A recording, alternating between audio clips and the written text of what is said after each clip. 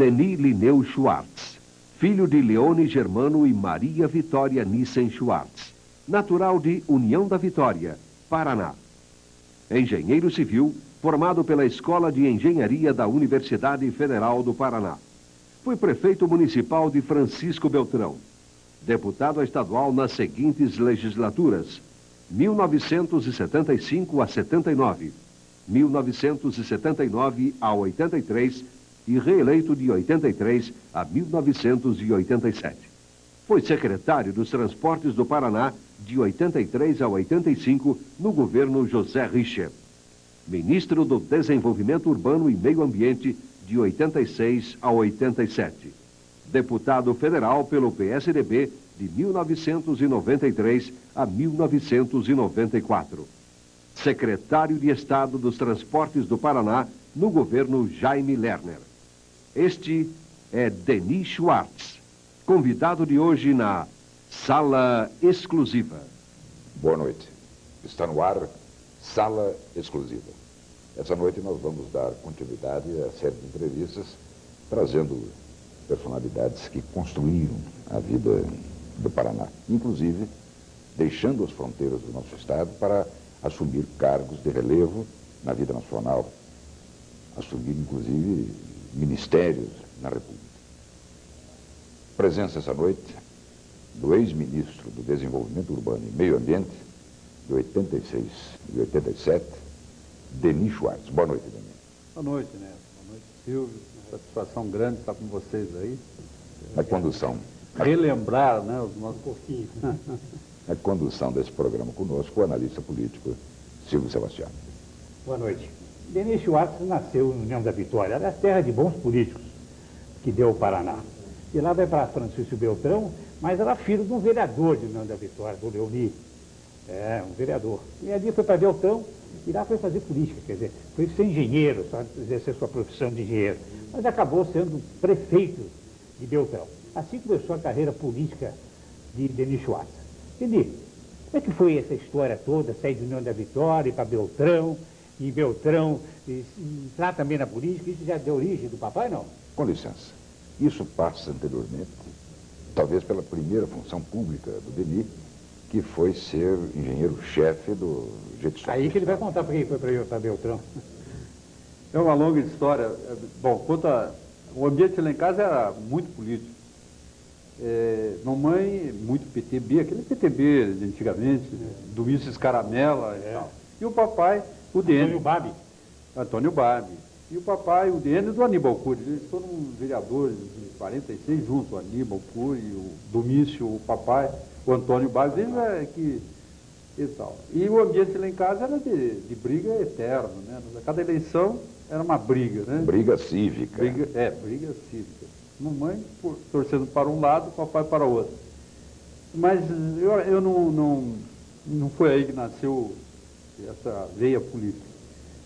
Eu vim para Curitiba fazer o curso de engenharia em 1900, me formei em 60 e em 61, no início do governo Ney Braga, eu entrei no Estado e fui para Francisco Beltrão exatamente para tratar o problema de terra, como chefe do Jetsop lá em Francisco Beltrão.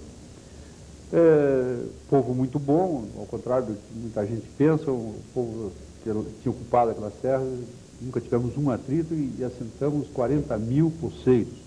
Mas à época havia uma conflagração na região, tanto é que se criou este órgão para disciplinar e harmonizar as coisas lá. Né? Em 57 houve uma verdadeira revolução agrária naquela região.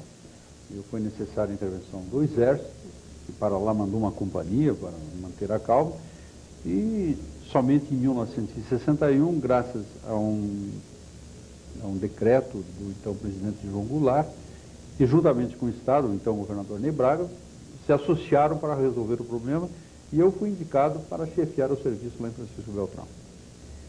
Já em 1964, tínhamos tido a Revolução em abril. Nas eleições de 64, eu fui cogitado como candidato único a prefeito. E não aceitei por uma série de razões, mas em 68 não pude fugir de uma candidatura única. E até Me foi muito agradável, foi a primeira experiência, digamos, efetivamente política que eu participei. Em 1968, às vésperas do AI-5. E naquela época, dois partidos políticos, era a Arena e o MDB. Arena e MDB, né? E você conseguiu unir os dois partidos em torno do seu nome. Foi à época, os jornais, inclusive, comentaram que foi uma espécie de milagre, porque era bem radicalizado e nós tínhamos as sublegendas e permitiu, inclusive, a presença de um maior número de candidatos. Embora dois partidos poderiam ter 6 candidatos. 6 candidatos. Mas as circunstâncias levaram a essa candidatura única e ficamos na prefeitura durante os 4 anos, enfrentando aquele período um tanto difícil, porque nós fomos eleitos dia 15 de novembro e dia 5 de dezembro tivemos o AI-5. Completado o nosso mandato, voltamos ao Getsof e em 74 disputamos uma eleição e aí já, junto com o Enéas, Silvio, fazíamos partido, fazíamos política juntos. Né? E é um fato interessante, isso aí apenas para fixar historicamente. A origem da conversa política veio de dentro de casa. O pai na UDN, a mãe no PTB do Domício Caramelo. Em 74 você se elege deputado estadual e vai encontrar na Assembleia como seu colega o Domício Caramelo. Com muita satisfação. Infelizmente, nessa época, nós já tínhamos perdido o Babi, né? Antônio Babi, que também foi um grande parlamentar, principalmente um grande cidadão, não só de Fernando de Vitória, mas do Paraná. As origens políticas são muito interessantes. O Silvio, que faz história com política, quando a gente analisa as origens do PTB, a gente vê como o movimento popular é importante. O PTB se estabeleceu, o PTB que não era ligado a madeireiros nem a moageiros, se estabeleceu ao longo da ferrovia, vindos do antigo Partido Comunista. Foi o Partido Comunista que começou a montar o PTB lá nos idos de 40 e nós temos assim uma linha de PTBistas históricos de União da Vitória e Jaguariaíva, assim. É um negócio interessante, onde entra Sousa Naves, Léo de Almeida Neves, uma série de outros, não necessariamente ferroviários, mas o primeiro movimento de trabalhadores, de organização trabalhista no Estado, eu acho que nós tivemos a antiga Rede de Ação Paraná Santa Catarina, porque na outra parte da indústria, principalmente na área de madeira, era dispersa. A marca do PTB junto à ferrovia foi grande. Foi muito grande. Inclusive em Curitiba. Em Curitiba nós tivemos um prefeito de Curitiba desde 58, que era um general do Exército, mas um homem ligado ao ferroviário e para o presidente, inclusive do Ferroviário Futebol Clube, e da o general Iberê de Matos, né? E também ligado à área ferroviária. E lá o BAB, assim, portanto, a área ferroviária era muito ligada ao PTB, o PTB, a área ferroviária no Paraná. Deputado estadual, em 1974, eu inicio o mandato em 75, depois 79, 83. Que contribuição o parlamento no Estado deu ao desenvolvimento do Paraná, ou traçou rumos para a vida do Paraná? Bom, foi um período, eu tenho sempre dito, e aí incluo o Enéas e o Silvio, que sempre esteve presente nesses eventos, nós tivemos uma geração de políticos no Brasil, particularmente no Paraná, aquela geração MDB, do velho Mandabrasa, a gente falava muito. Mas é uma geração que tem uma característica interessante. Eu acho que o Brasil nos deve, ao velho MDB de guerra, deve a saída da ditadura, do regime de força, pacificamente. Nos deve isso. Agora, quando a gente analisa mais tempo, a gente verifica uma coisa interessante. Aquelas pessoas que fizeram o MDB no Brasil, não só no Paraná, praticamente desapareceram do cenário político. A redemocratização parece que foi um péssimo negócio para aqueles que militavam na política. Muitos por desencanto, outros por derrotas eleitorais. E é só ver o quadro paranaense. Nós hoje, daqueles velhos MDBistas, estão atuando politicamente, de fato, o Antônio Bilinari, que já há mais tempo tinha deixado o MDB, foi um dos primeiros a deixar o MDB. Deixou em 79, 80. Outros, como o Álvaro Dias, não tem mandato, o Richa não tem mandato, o Scalco não tem mandato, o Chaves não tem mandato, o Alencar Furtado não tem mandato, o Enéas não tem mandato, eu não tenho mandato. Isso se poderia explicar com aquele jargão político. Existe uma tropa de choque a que luta e existe uma tropa de ocupação. É isso que aconteceu no Paraná e no Brasil. Eu acho que sempre, a gente fala um pouquinho sobre esse assunto, que é muito sério, muito importante, inclusive para essa juventude da APAR. Acho que o que aconteceu aí foi a fusão do PMDB com o PP. Eu acho que ali, que o PP era a origem, a sua grande maioria do PP veio a origem da Arena. E quando houve a fusão PMDB e Arena, então eles já tinham mais experiência em administrar o governo, eles então passaram a administrar mais o governo e passou a alijar o pessoal do MDB. E o pessoal do MDB, alguns decepcionados com tudo isso, acabou saindo. E eu acho que a grande erro do MDB, a ligião, foi a fusão com o PP. Eu acho que ali, em todo o Brasil, não foi no Paraná, não. Tanto é que até o governo federal. O Tancredo Neves, que era do MDB, foi para o PP, do PP foi para o PMDB, e no fim ele acabou falecendo e assumiu quem? Um homem da Arena, que é o José Sarney, presidente da República. E aqui no Paraná também o caso, idêntico, quase. E o Richa também renunciou ao mandato depois de 86 e assumiu o governo, o vice-governador, que também vinha de origem da Arena, que era o João Elísio Ferraz de Campos. Eu acho que dentro disso não deu que eu acho que foi isso que aconteceu com o MDB velho de guerra. Velho de guerra. Então, como foi ser deputado estadual e por 3 legislaturas? Olha, foi muito, muito gratificante porque a gente conhece o Estado. Pouca gente sabe o grande trabalho que presta a Assembleia, porque naqueles debates todos, naquelas questões, quem chega de fora e entra na Assembleia, sai decepcionado. Mas eu lembro, de tanto ouvir o nosso companheiro Dito Lúcio falar sobre o norte, sobre Santo Antônio da Platina, a gente acabava sendo obrigado a conhecer as coisas de Santo Antônio. Assim como o Barbalho em Paranavaí, outros defendendo o governo, a gente é uma verdadeira universidade de Estado. Aquilo que quem é de fora chega na Assembleia, via aquele movimento e sai decepcionado, não é porque não chega ao fundo. Por exemplo, uma recordação muito interessante, e que por anos, no mínimo uns 3 anos, ficou marcado fisicamente dentro da Assembleia. Aquelas discussões tremendas, AI-5, Constituinte e tal, eu lembro que um jovem deputado, aliás, o mais votado à época do Paraná, um dia assim tão exasperado, resolveu dar um soco à mesa. E por uns 3 ou 4 anos aquela mesa ficou torta, como uma homenagem, porque ele machucou a mão.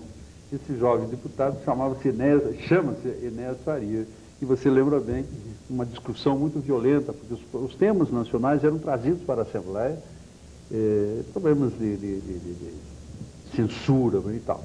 E o Enéas, exasperado, deu um soco na mesa lá da Assembleia. Você está devendo lá, tem que fazer um pagamento lá, porque tiveram de mandar uma mesa. Equilibrou com o tratamento bem.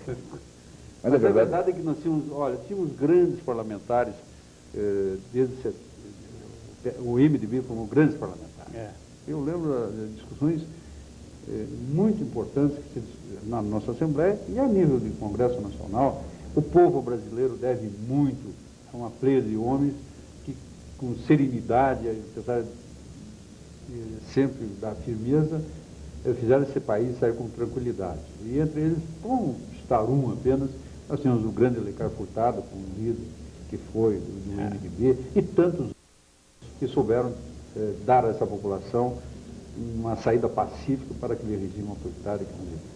No último mandato de deputado estadual, a eleição, aliás, coincidiu com a primeira eleição de governador, eleição direta, que nós não tínhamos, os governadores eram nomeados.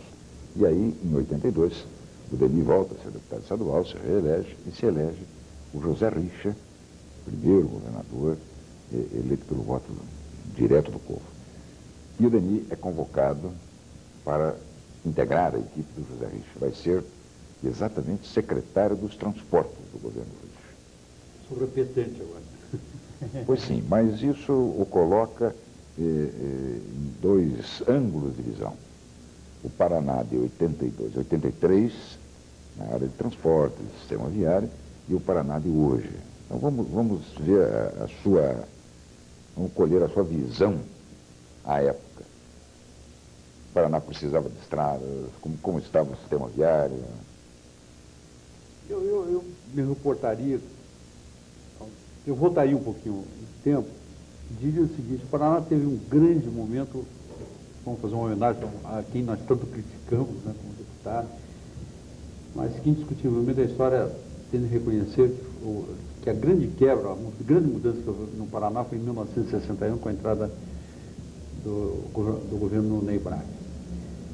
Nós vimos uma economia da madeira, uma economia do mate, e a criação de estatais, que hoje são execradas e tal, afinal também envolveram umas coisas, mas a criação de estatais como a Telepar, a Sanepar, a melhoria da Copel, que passou a funcionar, deram ao Estado uma nova estrutura.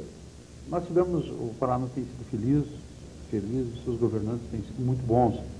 E aí veio uma sequência. Eu lembro que chegamos com asfalto no Sudoeste graças ao então governador Paulo Pimentel. Depois veio o governo Canet, para lembrarmos, que fez em 4 mil quilômetros de estradas. Quando nós assumimos com o Richa, já o problema de estradas já não era o mais importante. Mas ainda faltavam muitas estradas, e no governo Richa, no período Richa, 3 mil quilômetros de novas estradas foram executadas. Hoje, a visão de hoje, realmente mudou, afinal de contas, o mundo mudou. Nós que éramos um país exportador, passamos a ser também importador. E a gente encontra, nos dias de hoje, problemas, por exemplo, no Porto Paranaguá, um porto especializado em exportações. De repente, terá de ser adaptado a também importar. O tipo de exportação que fazíamos, o tipo de transporte que tínhamos na época, obviamente, não é o de hoje. A economia mudou, o transporte mudou também. Bem. Pois bem, na sequência, o que eu entendo é o seguinte: de repente, fruto de tudo isso, Denis Schwartz é convocado para ser ministro de Estado, ministro da República. Então, na verdade, foi assim lentamente, ao longo dos anos, no exercício de funções públicas, no desempenho de mandatos, que foi se construindo uma figura que reuniu credenciais para ser convocado a um Ministério da República.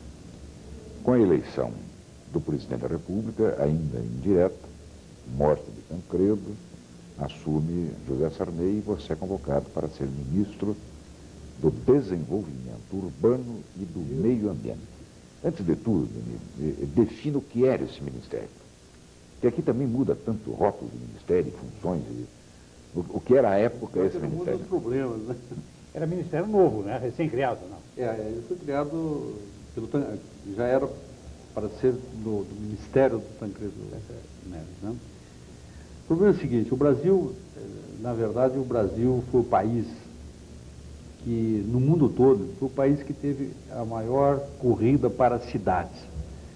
Apenas a União Soviética, na década de 30, teve uma corrida tão grande quanto o Brasil teve nos últimos anos.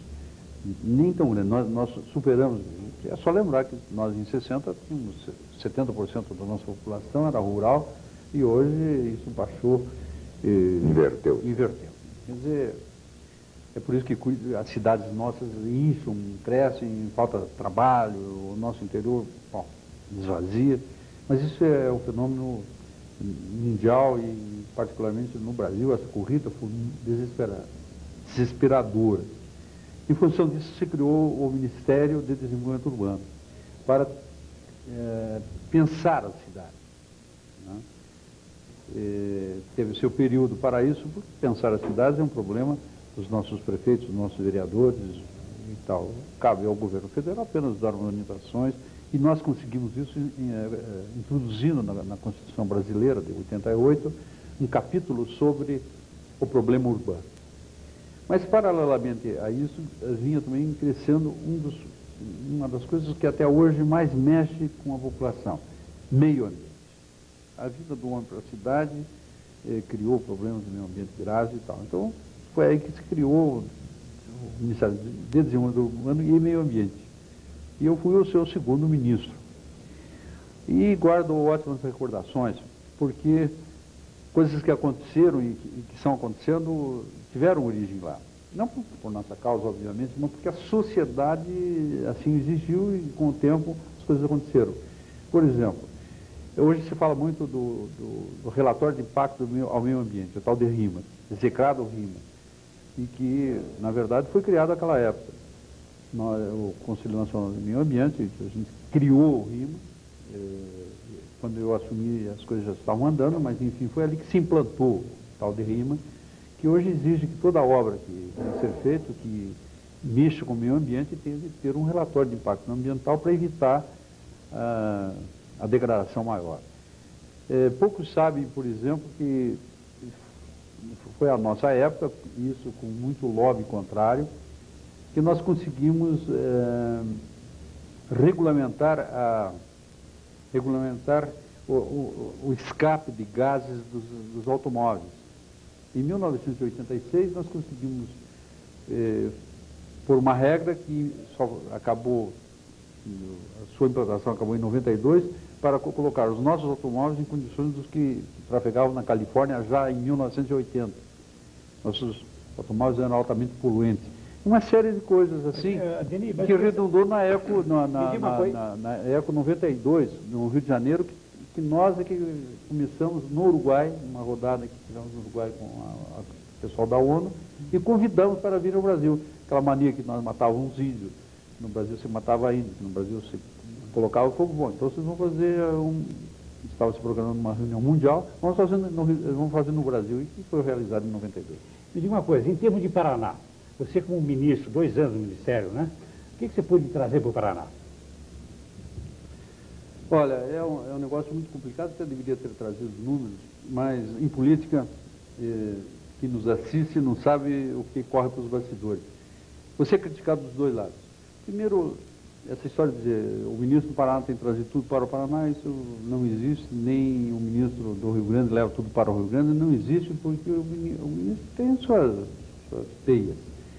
Mas, de outro lado, eu, por exemplo, tenho guardado como relíquia uma documentação sobre dos funcionários da Caixa Econômica, que gerenciam o Fundo de Garantia, o Fundo de Garantia por Termo de Serviço, acusando o Paraná de ter sido o estado mais beneficiado em 1987 e 88 com os fundos do Fundo de Garantia. Realmente, mas não por mérito nosso, que estávamos lá e que montamos aquilo, mas muito mais por mérito do próprio Paraná, que sempre foi um estado que não tinha inadimplências e tal, então trouxe muito recurso por aí. Mas aqui em Curitiba mesmo, ninguém sabe, obviamente, mas quando se esgotou aqui o Barigui, foi o Ministério do Meio Ambiente que ajudou. Até o atual deputado Elias Abrão sempre reconheceu isso, que era o secretário do Meio Ambiente. Mas nós mandamos, de uma oportunidade só, dinheiro em financiamento do Banco Mundial, 35 milhões de dólares para Curitiba, no governo do então prefeito Roberto Requião, da IBTU, em 3 anos, um programa a fundo perdido. A barragem do Passaúna, que abastece hoje uma parte de Curitiba, e que foi inaugurada, inclusive, pelo presidente José Sarney, eu já não era mais ministro, mas a barragem foi executada com recursos do meu ministério. Então, esses recursos se perdem e não fica na placa, o que é ótimo, porque os recursos não eram meus, os recursos eram do próprio povo. O Denis não deixa ele contar tudo, né? Mas ele olha, fica segurando um pouco.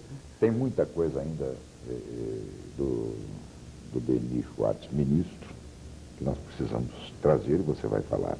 Tem, inclusive, o relacionamento político e as dificuldades políticas que existiam em Brasília à época. Mas tudo isso daqui a pouco. Nós vamos a um breve intervalo e voltamos em seguida com Sala Exclusiva. Sala Exclusiva. Oferecimento B&W Fashion, a loja do homem que está à frente do seu tempo.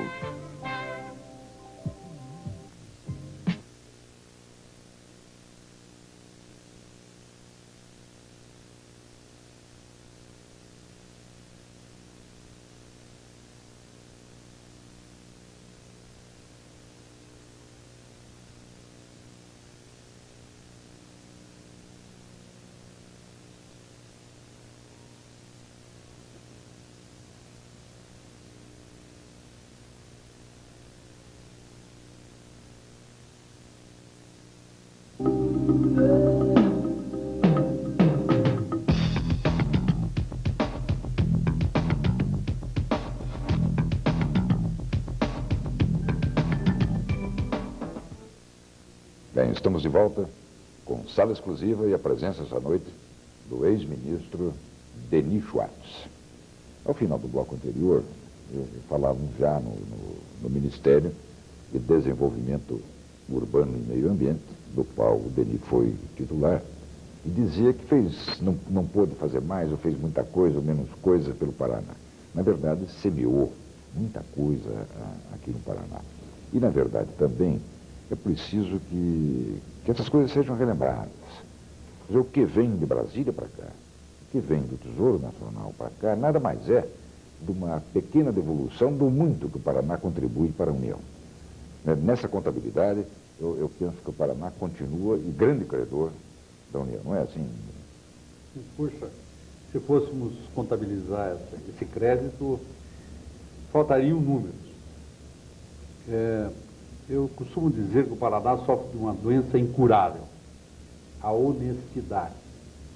E num país como o Brasil, ser honesto é sinônimo de ser idiota. Essa é a dura realidade. Eu, há um ano atrás, saiu na imprensa, eu dizia: a saída do Paraná, para o Paraná ser ouvido e ser cheirado, há necessidade de falir simples e puramente o Banco do Estado. Porque só falindo o Banco do Estado é que as autoridades nacionais vão correr para atender o Estado do Paraná. O Estado do Paraná, graças a seus governadores, aqui eu cito todos, nós não temos grandes dívidas, nós assumimos obras federais, nós construímos, nós pagamos, e com isso somos punidos, porque aqueles estados onde isso não ocorre, acabam sendo atendidos, e o Paraná sendo passado para trás. Então a honestidade tem sido punida rigorosamente, e o Paraná tem sido punido por isso. Não se trata desse ou daquele governo, de todos os governos. Agora, Deus estão querendo tomar do Paraná 500 milhões de reais ano, né? Trocar essa arrecadação por papelzinho lá do Tesouro, não sei o que, essas coisas que depois não tem grande valor, não é? E o Paraná está rebelado. Porque, na verdade, nós estamos com as nossas contas em dia, tudo indo muito bem, e a União quer abocanhar essa arrecadação. Até talvez o projeto lá do governo seja interessante, seja bom, mas já quer haver uma compensação. Há uma compensação. Nós não queremos discutir, inclusive, nós queremos que o Paraná seja reconhecido. Eu tenho conversado sobre isso com o governador Jaime Lerner, tem se preocupado muito com isso. E eu até faço questão aqui de dizer uma coisa que tenho dito sempre que posso. Nós do Sul precisamos acabar de falar mal dos nordestinos. Os nordestinos são, antes de mais nada, a população mais sofrida desse país por causa de um certo, aspas, imperialismo paulista. A política econômica do Brasil tem sido madrasta para os nordestinos. E aí nós ficamos com aquela história que o nordestino é tal, tal. Eles são os grandes aliados que nós podemos ter. O Sul tem de se unir. Agora, há poucos dias ainda, eu estive reunido com os secretários de Transporte do Sul para darmos sugestões ao próprio Ministério dos Transportes de coisas que podemos fazer. Agora, infelizmente, isso não ocorre só a nível de Estado no Brasil. Todo cidadão mal pagador, aquele que não recolhe INSS, aquele que não recolhe impostos, mais dia ou menos dia ele é isento e tal. Quer dizer, parece ser um negócio cultural isso. Então é melhor não pagar. Então é melhor falir o banco. É lógico que ninguém gostou da minha proposta. Mas falir o banco para chamar atenção. Deixa um momento. E não é esse governo, o governo do Jaime Lerner. São os governos paralelos. Se nós quando nós precisamos de uma estrada de ferro para trazer o produto de Londrina, de Maringá, de Apucarana para o sul, nós tivemos que fazer a Central do Paraná. Pagamos. O governo do Paraná fez, entregou a rede. Graças a isso, a rede passou a ser pelo menos equilibrada no seu trecho paranaense. E esse dinheiro voltou para o Paraná, né? Nem um centavo. Vamos ver as estradas. Se nós quando precisamos ligar o sul ao norte, tivemos que fazer a estrada do café, um recurso do Estado. O porto de Paranaguá foi um porto que foi iniciado pelo governo do Paraná. É verdade que posteriormente passou para o governo, através da Portobras, governo federal, e alguns recursos foram injetados lá do governo federal. Mas, enfim, só agora estamos conseguindo, graças, inclusive, a uma decisão pessoal do presidente Fernando Henrique Cardoso, que eu participei, inclusive, no início do ano passado, da decisão de se duplicar São Paulo, Curitiba, Florianópolis. Só que o Paraná já tinha se antecipado. E agora, em setembro, estamos integrando o trecho paranaense, de Curitiba até a divisa do Paraná, da BR-376, duplicada. Agora é que o governo federal vai fazer o restante, mas nós não recebemos, não tivemos devolvidos os recursos que nós aplicamos lá na ordem de 50 milhões de dólares. Nós precisamos de ligações com o Mato Grosso do Sul, porque lá tem produção, nós precisamos trazer essa produção para cá. Para fazermos isso, tivemos novamente de injetar recursos, seja na ponte de Guaíra, seja na ponte do Dr. Camargo. E vejo nos senhores o seguinte, paralelamente a isso, está se fazendo uma outra ponte sobre o Rio Paraná, entre São Paulo e Mato Grosso do Sul, e quem está fazendo? O governo federal. Com uma diferença, a ponte de Guaíra, que tem 3.600 metros, vai custar ao governo do estado, e vai custar no seu todo 40 milhões de dólares. Fala em dólares, que era a moeda que a gente podia calcular lá atrás. Hoje o real, mais ou menos, mas vamos falar em dólar, 40 milhões de dólares. Pois bem, a ponte sobre o Rio Paraná, em Santa Fé, entre São Paulo e Mato Grosso do Sul, que está sendo executada pelo governo federal, tem 170 metros mais do que a nossa. Apenas 170 metros, são 3.770 metros. E serve para a rodovia e ferrovia. Está custando aos cofres da União 684 milhões de dólares. 684 milhões de dólares. Porque o rio lá é mais fundo? E é mais estreito, né, o rio. Porque dos 3.770 metros, apenas 2.600 estão no leito do rio. O restante são viadutos em terra firme.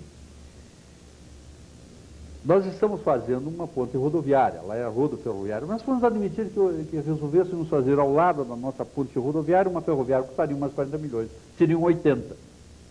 Portanto, está custando para nós 11% do valor. 684 milhões de dólares que está custando aquela ponte é mais do que o projeto Civan, que tanta polêmica causou no país.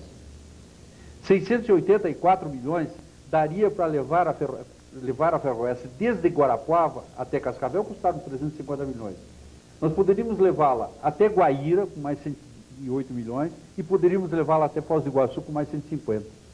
Poderíamos fazer 450 quilômetros da ferrovia, e está se gastando para uma ponte. Eu faço questão de que alguém pode duvidar, números de políticos sempre são meio complicados. Esses números estão na página 64 do relatório dos desperdícios, relatório esse do Senado Federal. Portanto, não são números jogados aqui. O governo federal, até o ano passado, já tinha gasto 420 milhões nessa ponte. E para o Paraná? E essa ponte paulista começou quando a construção? Quando foi autorizado? Foi autorizado no governo Sarney, dentro daquela ideia da Ferronorte, que foi concedida a uma empresa privada, mas o compromisso de fazer a ponte ficou para o governo federal. E acho que falta, então, para o Paraná bater, como bateu o Enéas na mesa, dar um murro na mesa e falar, chega e basta, né? Porque nós estamos dando muito ao governo federal e nada recebemos. Temos aí ministério, perdemos agora um ministério aqui do Paraná, e não retornamos o ministério, não ficou para o Paraná. Rio Grande do Sul perdeu um ministro agora, recentemente, mas ficou para o Rio Grande do Sul. O Paraná não exigiu. Quando nós perdemos o ministério, ninguém saiu às ruas para gritar, nós perdemos o ministério, não quer nos dar mais nada. Eu não sei se o paranaense não luta para si, ou é timidez, ou não tem um poder no governo federal. E isso acontece muito com o Paraná, tem acontecido muito com o Paraná, e com os outros estados não acontece. Eu acho que falta para o Paraná dar um soco, dar um murro na mesa e falar, chega, e só tirar do Paraná e nada nos entregar. Você não acha que falta isso, Denis? Eu queria fazer até um elogio à nossa bancada federal, à nossa bancada do Senado, porque são deputados, são senadores que têm brigado pelo Paraná. Eu não diria que seja nem timidez, nem falta de combatividade, até porque eu seria um deles como deputado que fui. Mas eu diria que é uma coisa meio cultural nossa. A gente não entra nessa briga, quer dizer, aquela história, vamos falir o banco, a gente fala que vamos falir o banco, mas a gente não teria coragem, nós temos vergonha na cara. Eu acho que o paranaense tem isso. Ele não vai pedir coisas que não sejam aquelas... ele não é malandro suficientemente para pedir as coisas que ele não acha de seu direito. Mas, como existem malandros que pedem, nós ficamos sendo passados para trás. Mas isso é tudo na vida do cotidiano, nós temos tudo isso. É o cidadão correto e tal, que paga seus impostos contra o que não paga e tem suas anistias posteriores. A senhora que vai a uma loja de comércio e se comporta bem, não grita com o preço, não briga pelo produto e acaba... Nós não exercemos, inclusive, a nossa cidadania muito, né? A gente deixa por isso mesmo e tal. Mas é tudo um complexo cultural. E nós, particularmente, nós do Paraná e nós do Sul, brigamos relativamente pouco. E outra, nós não estamos, isso sim, eu acho que nós não estamos à altura, eu reconheço minha incompetência, do que é importante. Há alguma coisa errada no Paraná, isso eu posso dizer. Nós não temos gente pensando no que é importante a nível de governo.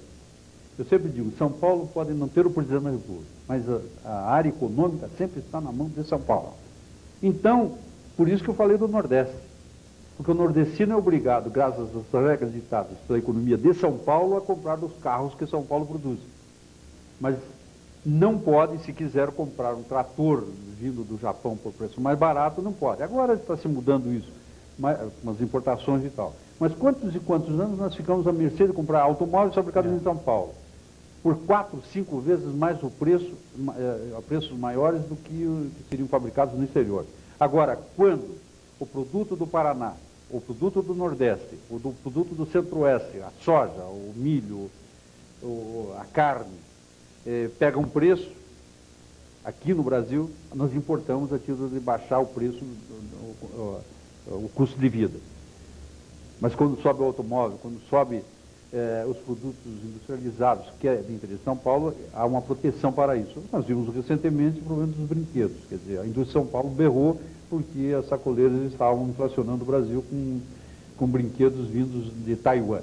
Aliás, uma pergunta aos senhores empresários, como é que é possível um ventilador, vou falar de um ventilador, que atravessa o mundo, vem de Taiwan, desce em Ciudad del Este.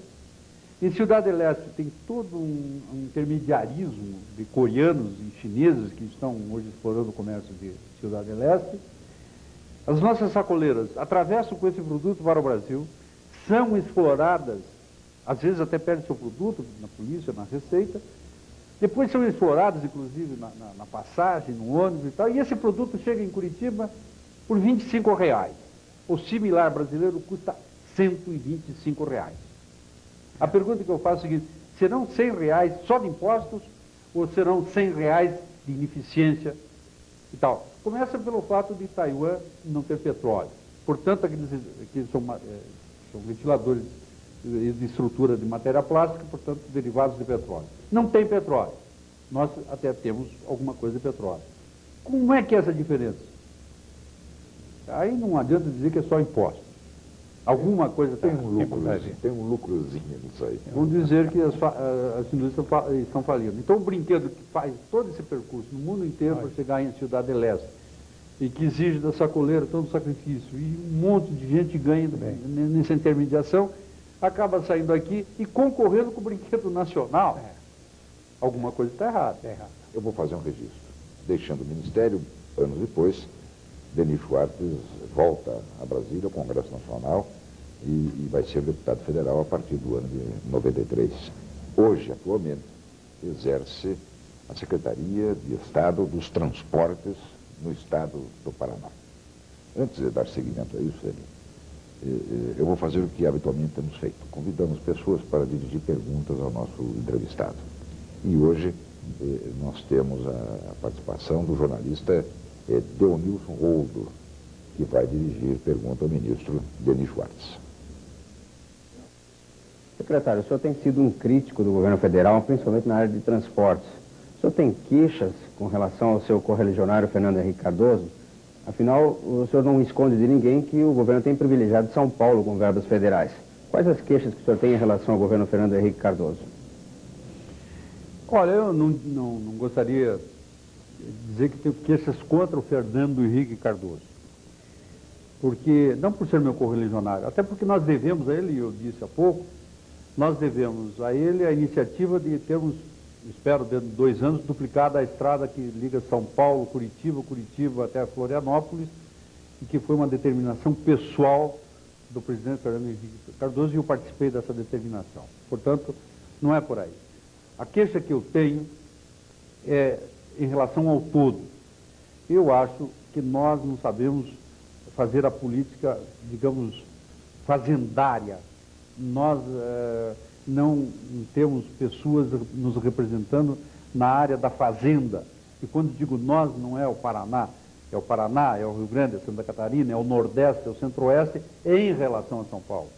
Então a minha queixa do governo federal é essa. E não está individualizado nesse governo, em todos os governos. Eu falava, até agora as coisas parecem, em função da abertura econômica, as coisas até estão entrando nos eixos. Eu talvez possa comprar um trator vindo do exterior, desde que ele seja mais barato, eu possa importá-lo.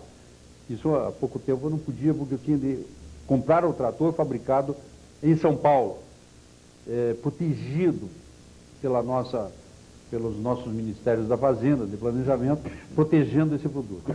Então a queixa não é propriamente a este ou aquele governo, é aos governos federais que, talvez até premidos, como estão sendo agora por causa da intervenção em Alagoas, da intervenção em São Paulo, dos problemas do Mato Grosso, enfim, de repente ficam correndo atrás daqueles estados que, por razões outras, estão inadimplentes, e aqueles que são, não vou dizer bonzinhos, mas aqueles que são honestos acabam sendo prejudicados. Muito bem, Denis Schwartz. Vamos agora voltar um pouco para o dia a dia do Paraná, onde você exerce a função de secretário dos transportes.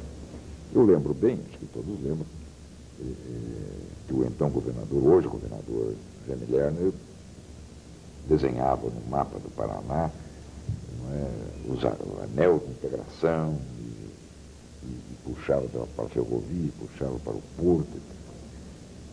O que nós precisamos hoje de rodovia no Paraná? As rodovias do Paraná não é um problema de quantidade, é um problema de qualidade. Vamos ver dos 3 modais, os 4 modais, o que se pretende, qual é o plano de governo que se está desenvolvendo no governo Jaime Lerner. Primeiro, nós precisamos nos modernizar. Aquilo que foi feito lá atrás, em 1961, pelo governo Ney Braga, tem que ser feito agora. Essa modernização tão criticada e tão elogiada, nós temos digamos, um parâmetro para isso. Por exemplo, nós acabamos de licitar a operação do ferry-boat de Guaratuba, que muita gente é usuário. Nós cobramos hoje R$ 2,50 para um carro leve fazer a travessia. Nós colocamos isso em licitação, uma série de embargos judiciais e tal, que finalmente agora essa semana nós tivemos isso resolvido. Pois bem, nós tínhamos estabelecido um teto para que a empresa que viesse ganhar essa concorrência não poderia ultrapassar o teto de R$ 3,00 para carros leves. Nós cobramos R$ 2,50. Para surpresa nossa, agradável, diga-se de passagem, a empresa vencedora se propôs a fazer essa travessia a R$ 1,80. Isso demonstra que nós somos ineficientes, porque a R$ 2,50 o DIR tem um prejuízo anual de R$600 mil, ou $600 mil. E a empresa que vai operar está se propondo a fazer R$ 1,80. Com lucro. Então, naturalmente tem seu lucro. Então, o que nós achamos, e é a determinação do governador Jaime Lerner, é que a gente passe à iniciativa privada, tudo aquilo que puder ser operado pela iniciativa privada. Aí seria aquele plano de concessão, não? Os planos de concessão, então, de concessões. Então, nós temos o Ferroeste. Se nós formos agora comprar locomotivos, comprar vagões, nós não temos condições. E operar isso não temos condições. Então, Agora, Mas é alguma coisa de importante na vida econômica do Paraná, a Ferroeste. a Ferroeste é muito importante porque vai fazer o papel que a Central do Paraná fez em relação ao norte.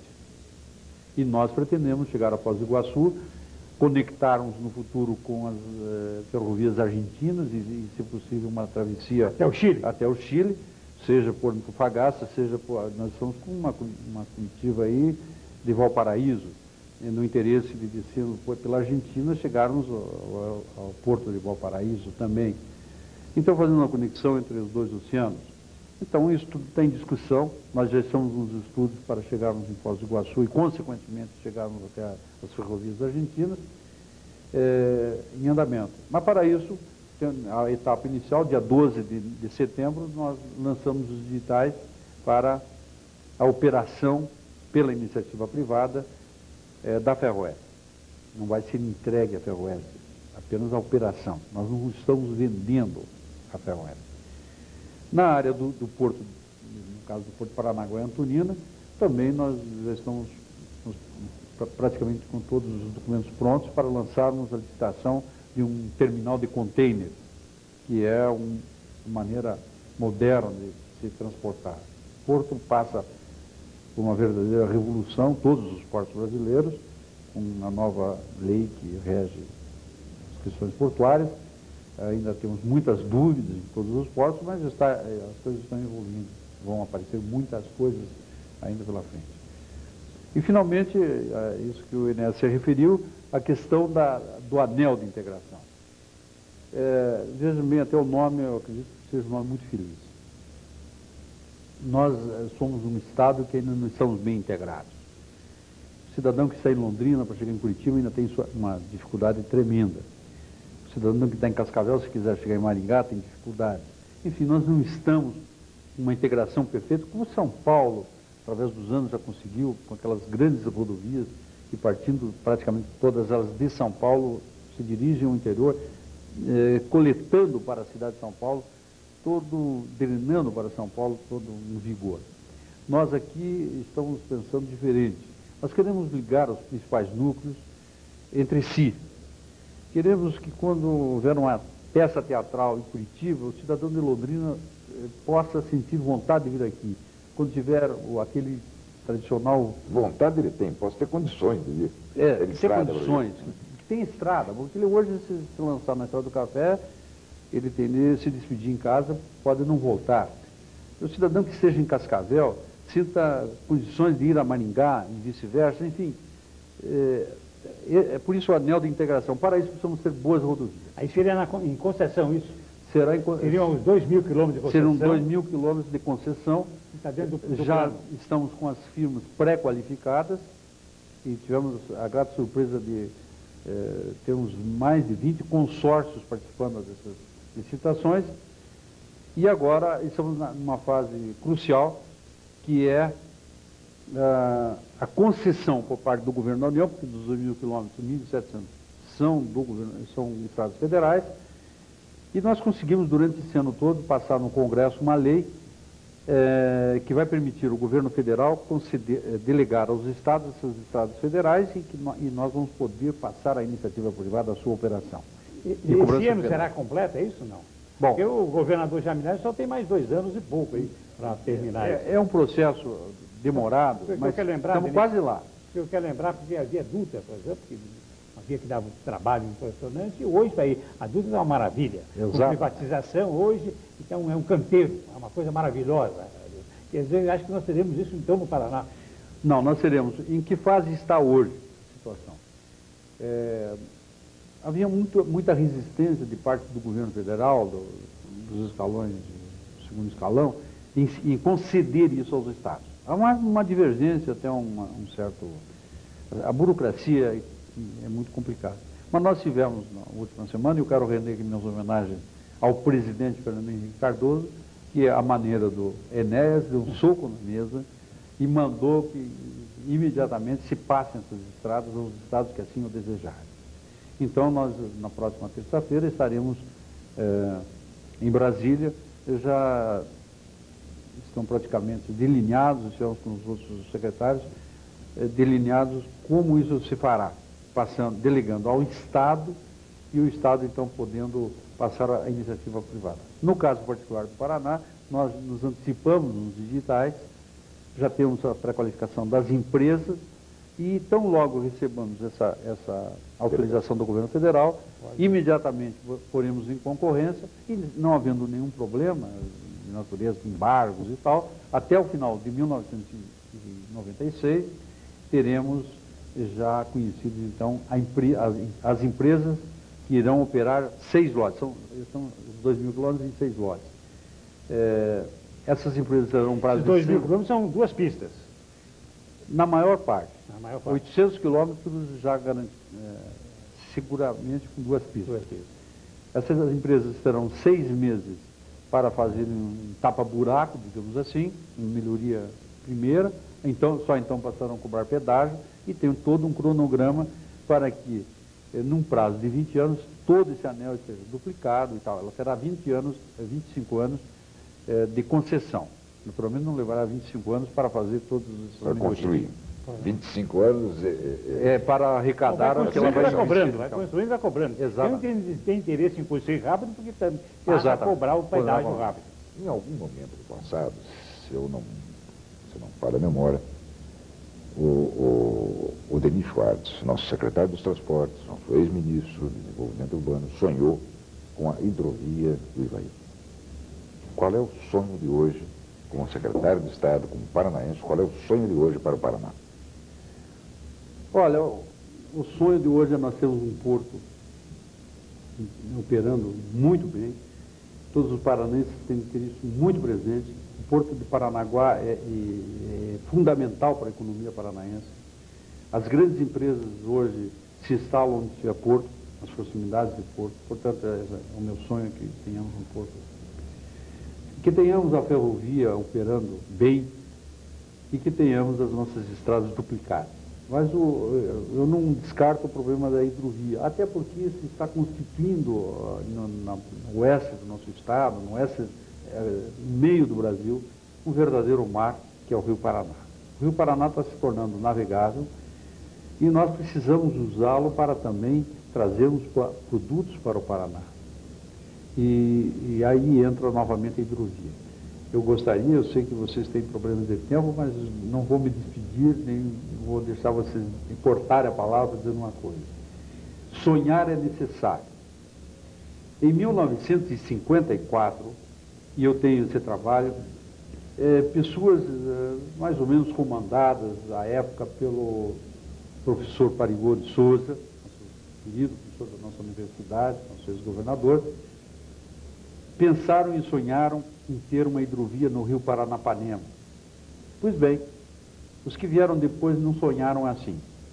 São Paulo foi lá, encheu de represas, sem as reclusas, e o Rio Paranapanema hoje é inviável para a navegação. Pois bem, aquilo que parecia um sonho, os paulistas realizaram no Tietê. E hoje o Tietê, com suas reclusas, vai transportar 6 milhões de toneladas de produtos vindos de Goiás, Mato Grosso, vindo do sul de Minas Gerais, carregando para o interior de São Paulo para serem industrializados esses produtos ou para Santos para serem exportados. Nós, se tivéssemos sonhado e tornado o sonho uma realidade, aquele sonho do Parigô, nós hoje, o Rio Paranapanema competiria com o Tietê e nós estaríamos entrando com barcaças até a cidade de Jataizinho, que está colada com Londrina. Veja bem como as coisas precisam ser pensadas a longo prazo. E aí entra o Ivaí. Eu acho que mais dia, menos dia, o Paraná precisa ter a hidrovia do Ivaí para, não são muitas obras, mas para ser uma espécie de um ramal do Rio Paraná, entrando até praticamente Maringá, em Doutor Camargo, que é próximo ao Maringá. Eu acho que isso é um sonho que merece ser sonhado. Não importa que seja um sonho, é preciso sonhar. É preciso sonhar. Silvio, chegamos ao final do nosso tempo, mais alguma pergunta? Não, estamos no final. Denis Schwartz, para que você não leve daqui a impressão de que nós quisemos cortá-lo, eu devolvo-lhe a palavra para as suas considerações finais.